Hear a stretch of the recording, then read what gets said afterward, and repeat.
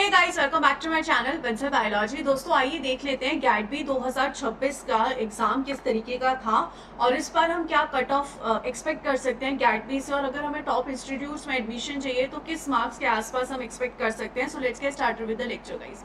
अगर हम इस बार का सबसे पहले गैट-बी का एग्जाम देखें तो गैट-बी का एग्जाम जो था वो मॉडरेट से टफर साइड पे था। इस बार का डीबीटी एग्जाम काफी इजी था, लेकिन गैट-बी का एग्जाम अगर हम यहाँ पर देखें तो मॉडरेट था, डिफिकल्ट लेवल पे था। सेक्शन ए अगर हम यहाँ पर देखिए तो मॉडरेट टू हाई था। इस सेक्शन में हायर वेटेज दी गई थी क्वांटिटेटिव एप्टीट्यूड को, मैथमेटिक्स को, फिजिक्स केमिस्ट्री के जो क्वेश्चंस थे वो कम थे। वहीं अगर हम सेक्शन बी की तरफ जाएं तो कैंडिडेट्स को 60 क्वेश्चंस हमें पता है 100 में से करने होते हैं, और यहाँ पर जो क्वेश्चंस थे वो थोड़े से टफर साइड पे थे, कंफ्यूजिंग थे। Questions bioinformatics, immunology, core biotechnology से बहुत ज्यादा थे। तो अगर हम यहाँ पर पिछले सालों की कट ऑफ देख ले कि क्या क्या यहाँ पे कट ऑफ रहती है, तो जनरल कैटेगरी में आप देख सकते हो प्रीवियस ईयरली क्या कट ऑफ रही थी। पिछले साल का पेपर इजियर साइड पे था, इसलिए कट ऑफ जो है वो ऑब्वियस सी बात है हाइयर जाएगी, बिकॉज बच्चे ज्यादा मार्क्स स्कोर कर पा रहे थे पिछले साल। ऐसे उससे पिछले साल कितनी कट ऑफ थी, उससे पिछले साल आप यहाँ पर देख सकते हो 2020 से गैट-बी शुरू हुआ था और अभी तक यहाँ पर क्या क्या कट ऑफ रही थी वो आप देख सकते हो। जनरल और ईडब्ल्यूएस की कट ऑफ के बीच में काफी डिफरेंस रहता है, ऐसे ही जनरल और एससी एसटी के बीच में भी काफी डिफरेंस रहता है। अब यहाँ पर अगर हम पिछले साल की कट ऑफ के हिसाब से देखें तो इस बार की कट ऑफ डेफिनेटली सी बात है पिछले साल से कम जाएगी, बिकॉज इस बार का पेपर टफर साइड पे था, तो इस बार कट ऑफ कम रहेगी रहेगी। हम एक्सपेक्ट कर सकते हैं अप्रोक्सीमेटली 135 मार्क्स के आसपास जनरल की कैटेगरी रह सकती है, जनरल की कट ऑफ रह सकती है। ऐसे ही ईडब्ल्यूएस की 95 के आसपास, ओबीसी की भी 97 के आसपास, एससी की 70 के आसपास, एसटी की 55 के आसपास और पीडब्ल्यूडी की 55 के आसपास। अब दोस्तों बात ये होती है कि कट ऑफ क्लियर करना इंपॉर्टेंट नहीं है, इंपॉर्टेंट है कि आपको टॉप यूनिवर्सिटीज में कहाँ एडमिशन मिलेगा, कितने मार्क्स पे एडमिशन मिलेगा। क्योंकि कट ऑफ क्लियर करने के बाद भी ऐसा होता है कि इतनी सारी यूनिवर्सिटीज गैट-बी का पार्ट ले रही हैं, तो उसमें से हमें चाहिए टॉप इंस्टीट्यूट्स। तो टॉप इंस्टीट्यूट्स के लिए हमें कितने मार्क्स चाहिए, हम उसके ऊपर भी स्पेसिफिकली डिस्कस कर लेते हैं। आप लोग अगर गैट-बी के थ्रू एडमिशन लेते हो तो आपको ये जो है स्टाइफंड मिलेगी ही मिलेगी, आप सबको पता होगा। इसलिए गैट-बी बहुत सारे स्टूडेंट्स चूज भी करते हैं जिन्हें स्टाइफंड चाहिए होती है, और हम सबको पता है कि हम अगर मास्टर्स परस्यू करते हैं तो हमें एक स्टाइफंड मिलती है।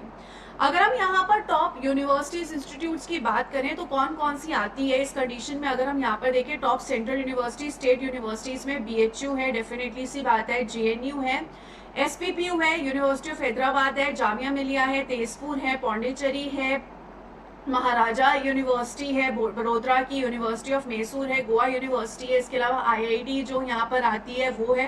तो ये सारी कुछ यूनिवर्सिटीज होती है जो टॉप यूनिवर्सिटीज में इनको हम देख सकते हैं। ऐसे ही कुछ सेंट्रल यूनिवर्सिटीज होती है जैसे राजस्थान, जम्मू, तमिलनाडु, साउथ बिहार, ये भी यहाँ पर आती है।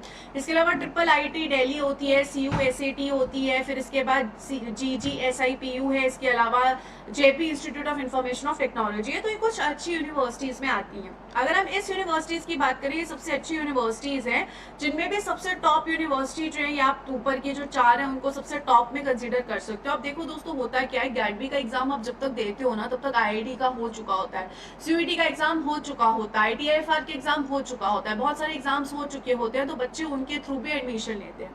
तो इसलिए यहाँ पर चांसेस है कि अगर आपके मार्क्स अप्रोक्सीमेटली 170 के आसपास आ रहे हैं तो आपको आराम से ये जो टॉप यूनिवर्सिटीज है उसमें मिलने के चांसेस काफी ज्यादा हो जाएंगे। सिमिलरली अगर इन यूनिवर्सिटीज की बात करें तो इनमें भी अगर आपके 160 के आसपास मार्क्स बन रहे हैं तो काफी ज्यादा अच्छे चांसेस है कि आपको इन इंस्टीट्यूट्स में भी जो है एडमिशन मिल जाएगा। ऐसे ही आप थोड़े थोड़े नंबर कम करते जाओ इन इंस्टीट्यूट्स के लिए भी, तो आपको इनमें भी एडमिशन मिल जाएगा, बिकॉज काफी सारे टॉप स्टूडेंट्स ऐसे होते हैं जो सीट्स छोड़ देते हैं, क्योंकि अगर वो गैट-बी में टॉप करें तो उन्होंने IIT JAM वगैरह में भी टॉप किया होगा, तो उन्हें वहां पे सीट्स मोस्टली मिल जाती है।